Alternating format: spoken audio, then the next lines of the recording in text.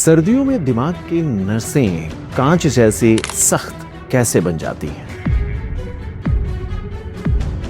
सर्दियों में एक और साइलेंट किलर है जो आपके दिमाग के भीतर दस्तक देता है। रिटायर्ड एक पर्सन जो कि बहुत ही अनुशासित जीवन जी रहे हैं, एक ठंडी सुबह उन्हें लगा कि ठंड की वजह से हल्का सरदर्द उनको है। उन्होंने एक पेन किलर लिया और रजाई में जाकर के सो गए। लेकिन 2 घंटे बाद जब उनकी पत्नी ने उन्हें उठाया तो उनका शरीर एक तरफ से पूरी तरह सुन्न पड़ चुका था।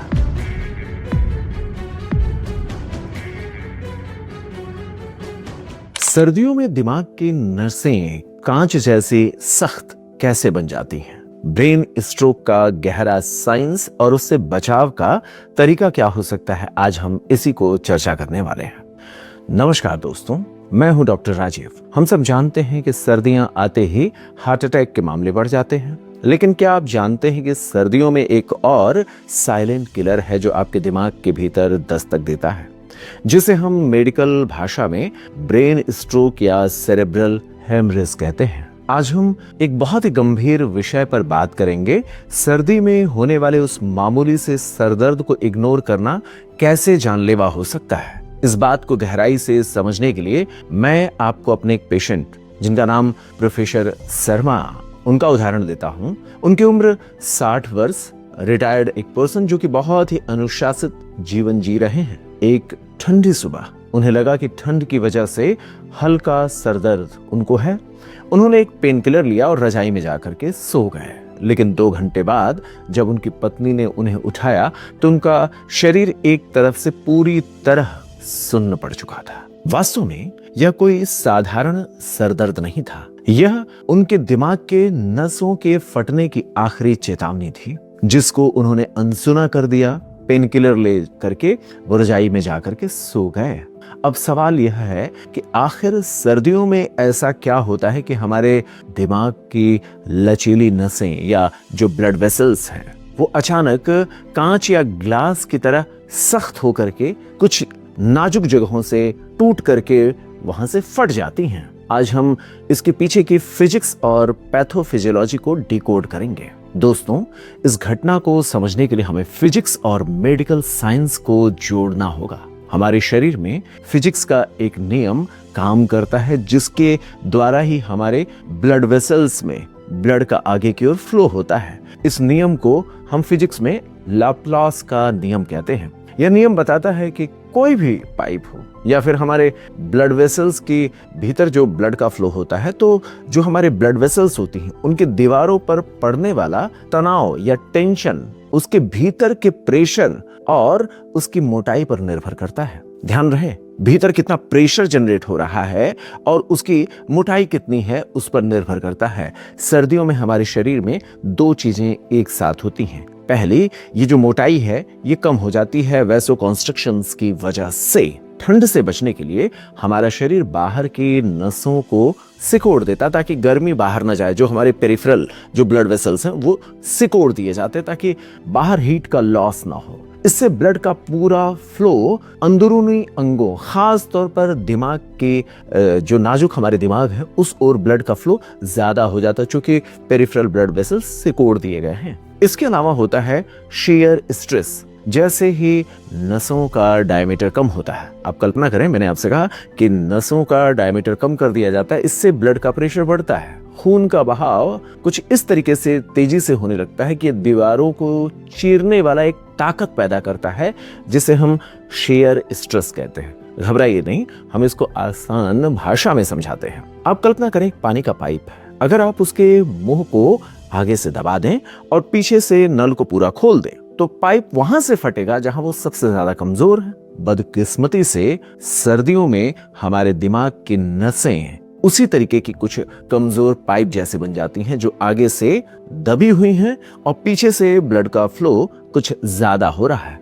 लेकिन यहाँ पर एक बहुत बड़ा सवाल आता है, क्या ठंडक में सबकी नसें फट सकती हैं? तो इसका जवाब है जी नहीं। यहाँ पर एंट्री होती है एक असली विलेन की, जिसे आप और हम एथेरोस्क्लेरोसिस के रूप में जानते हैं। मेरे बहुत से पेशेंट पूछते हैं, डॉक्टर साहब मेरी उम्र तो हो गई है, क्या मुझे भी खतरा है? तो इसका जवाब आपके नसों के भीतरी बनावट में छिपा हुआ है, जहां पर जाकर के कोलेस्ट्रॉल, कैल्शियम का डिपोजिशन किस लेवल तक हुआ है, यह सबसे बड़ा विलन है जो तय करेगा कि आपको कितना खतरा है।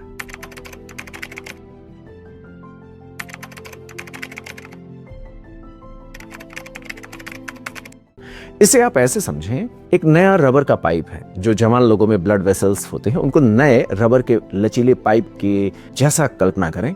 तो अगर उसमें प्रेशर बढ़ता है तो वो अपने लचीलेपन की वजह से अपने आप को एडजस्ट कर लेगा, फटेगा नहीं। लेकिन उम्र के बढ़ने के साथ अगर एथेरोस्क्लेरोसिस की घटना हमारे ब्लड वेसल्स में हो रखी है तो उसके दीवारों में कैल्शियम, कोलेस्ट्रॉल की परत जम जाती है, जिससे ब्लड वेसल्स सख्त हो जाती हैं। मेडिकल भाषा में से आर्टेरियल स्टिफनेस कहते हैं। तो सर्दियों का जो खतरनाक समीकरण कुछ इस तरीके से बनता है, बाहर ठंड है, सबके साथ वैसा ही बदलाव आएंगे। इसके अलावा ब्लड प्रेशर बढ़ेगा, ये सबके साथ ये बदलाव आएगा। लेकिन इसके साथ ही साथ अगर आपके ब्लड वेसल्स सख्त हो रही हैं या सख्त हो चुकी हैं, एथेरोस्क्लेरोसिस की घटना बड़े लेवल पर हुई हैं, तो इससे ये जो तीसरी एडिशनल पॉइंट है, ये आपके नसों को, ब्लड वेसल्स को ब्रिटल बना देगा, कांच जैसा सख्त बना देगा।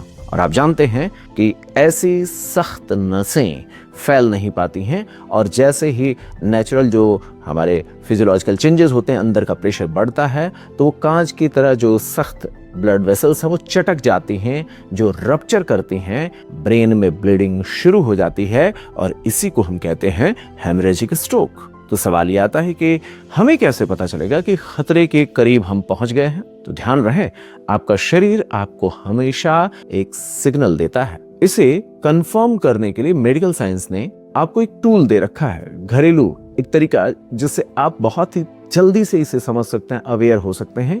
इसे FAST का कोड से हम समझ सकते हैं। FAST, fast. तो F में आपको फेस को, यानी अगर किसी के चेहरे का हिस्सा लटक गया है या टेढ़ा हो गया है। दूसरा A यानी आर्म, क्या दोनों हाथों को उठाने पर एक हाथ नीचे गिर रहा है या सुन्न पड़ रहा है या कमजोर हो रहा है। S यानी स्पीच, क्या बोलने में जुबान लड़खड़ा रही है या उनके बोले हुए शब्द समझ में नहीं आ रहे हैं। T, अगर ऐसा कुछ भी है तो टाइम, और यही सबसे ज्यादा महत्वपूर्ण है, टाइम टू कॉल एम्बुलेंस। यहाँ T का मतलब सिर्फ टाइम नहीं है, आपको समझना होगा, ये गोल्डन आवर के लेवल पर समझने की जरूरत है। न्यूरोलॉजी में हम कहते हैं टाइम इज ब्रेन।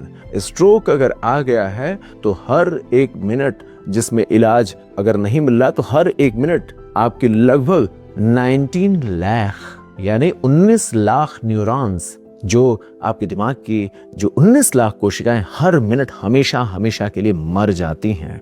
और जितना ही लेट होता जाएगा, ये सारे जो घटनाएं हो परमानेंटली आप में चेंजेस लाएंगे। तो गोल्डन आवर शुरुआती 4.5 घंटे का वो समय होता है जिसके भीतर अगर मरीज को हॉस्पिटल पहुंचा दिया जाए और क्लॉट बस्टिंग इंजेक्शन या ट्रीटमेंट मिल जाए तो लकवे को पूरी तरीके से रिवर्स किया जा सकता है। लेकिन अगर आप ये सोच रहे हैं सो कर देख लेते हैं शायद ठीक हो जाएगा, ऐसी अगर आप गलती करते हैं तो संभव है कि गोल्डन आवर निकल जाए और जो ब्रेन में होने वाला हेमरेजेस है उसके कारण बॉडी में जो पैरालिसिस का प्रभाव है परमानेंट हो सकता है। तो इसका समाधान क्या है? समाधान है समस्या को समझना। मैंने समस्या को आपको समझा दिया, तो इसी को ध्यान में रखते हुए आपको सर्दियों में 3 काम जरूर करना है। पहला, कीप द हेड वार्म। दिमाग की नसें तापमान के प्रति बहुत संवेदनशील होती हैं, तो इसलिए जब भी आप बाहर सुबह सुबह निकलें या ठंडक अगर बाहर ज्यादा है तो कानों को, सर को मफलर या टोपी से ढक करके रखें। यह केवल फैशन नहीं है, यह आपके सेरेब्रल यानी दिमाग की ओर जाने वाले ब्लड फ्लो को स्थिर रखने का एक वैज्ञानिक तरीका है। दूसरा, monitor your morning blood pressure. अपने सुबह सुबह के ब्लड प्रेशर को मॉनिटर करते रहिए।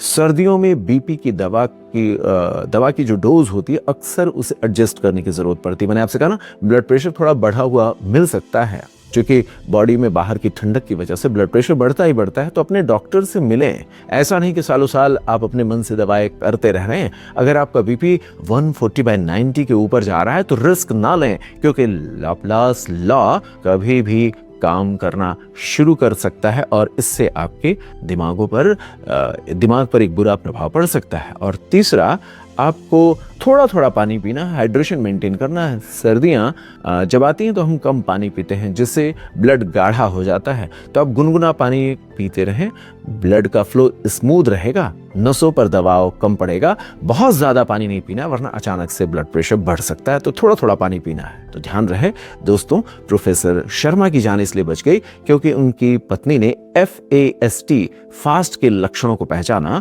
और गोल्डन आवर के भीतर उन्हें अस्पताल में पहुंचा दिया। अपनी सेहत को मौसम के भरोसे मत छोड़िए, अपने शरीर के विज्ञान को समझिए। और अगर आपके घर में बुजुर्ग हैं या किसी को BP या कोलेस्ट्रॉल की समस्या है तो यह वीडियो उनके साथ जरूर शेयर करें। जागरूकता ही सबसे बड़ा इलाज है। स्वस्थ रहिए, जागरूक रहिए। और अगर आपको हमारी मदद की जरूरत है तो आप हमसे जुड़ सकते हैं, हमारे दिए हुए नंबर्स पर कॉल करके हमसे बात कर सकते हैं। नमस्कार।